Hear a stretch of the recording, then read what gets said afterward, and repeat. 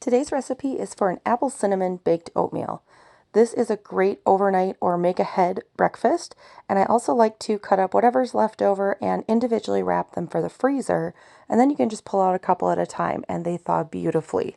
Throw it in the microwave for a few seconds, warm it up, and you're good to go. The ingredients for this recipe include 3 cups of old-fashioned oats, 1/2 cup white sugar, 1/2 cup brown sugar, 2 teaspoons baking powder, 2 teaspoons cinnamon, 1 teaspoon salt, 2 eggs, 1 cup of milk, 2 teaspoons vanilla, 1/2 cup butter melted and then cooled, and 2 cups of apples, peeled, cored, and chopped. I used what I had left here, which are Honeycrisp apples, but any firm apples will do. So to get started, we're going to put together our dry ingredients. So we need 3 cups of oats, and these are old-fashioned oats. I'm using a 1/2 cup measure, so you're seeing me dip in 6 times there. Then we have to add our sweetener, and you could cut back on the sweetener if you like. I thought this was a fairly sweet recipe, so maybe I would do a little less next time. But 1/2 cup of white sugar and 1/2 cup of brown sugar. Then 2 teaspoons of our baking powder. And 2 teaspoons of ground cinnamon. And finally 1 teaspoon of salt.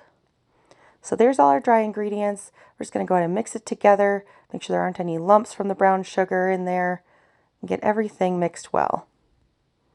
Then for the wet ingredients, we're going to put together our eggs, give those a good whisk to make sure they are well combined. Then we're going to add our milk. This is just 1 cup of whole milk.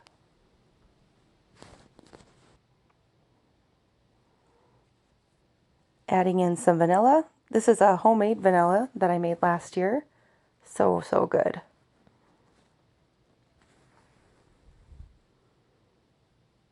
So mixing that together a little bit. And then we need to get our apples prepared. And I like to wait to do the apples until the end, even though it's almost the most tedious portion of this recipe, because I don't like the apples to brown. So I put everything else together, so I'm pretty much just ready to dump it all in and mix it together right before is when I'll do the apples. So here I'm just peeling them, and you're going to need to peel and core them. You could use an apple slicer, but I find that the apple slicers make the chunks too big and thick, and so I like the opportunity to cut them a little smaller.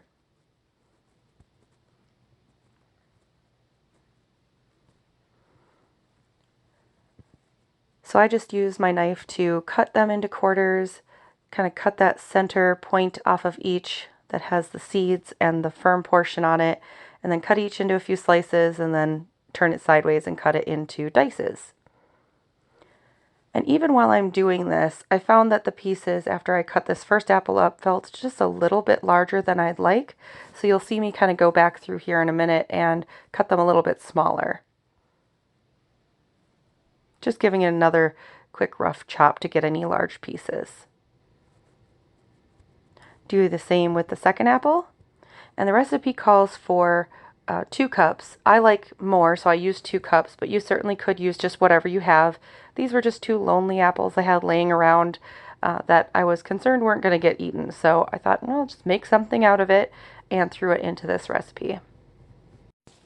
Now, as for this recipe, you really could put any fruit in here. You could use cranberries, cherries, and almonds. You could put walnuts in it, raisin and dates. So really, this is a very flexible recipe. Put whatever kind of fruit and seasoning is in that you would like. The last step with the wet ingredients is to take that melted butter, which should be cooled off now, and get it mixed into our wet ingredients. And you'll see I'm doing this slowly because you don't want your warm butter and the cool milk and eggs to kind of make it chunky. So take your time whisking it in slowly, and then dump those wet ingredients into the dry ingredients and give another good stir. And then finally, we are going to put our apples in. And you just need to mix enough to get the apples fairly evenly distributed throughout the mix. Once everything's evenly mixed, you'll be putting this into a greased or buttered prepared casserole dish. I'm using a 7 by 11, but you could use an 8 by 8 if you like thicker pieces. And then you'll be baking this at 350 for about 40 minutes or until it's golden brown. And then just as an extra little something, and this isn't in the ingredients, but I like to give just a little tiny drizzle, maybe like a teaspoon or two of honey over the top. Gives an extra sweetness to the top. So I hope you give this one a try and enjoy. Take care. Bye.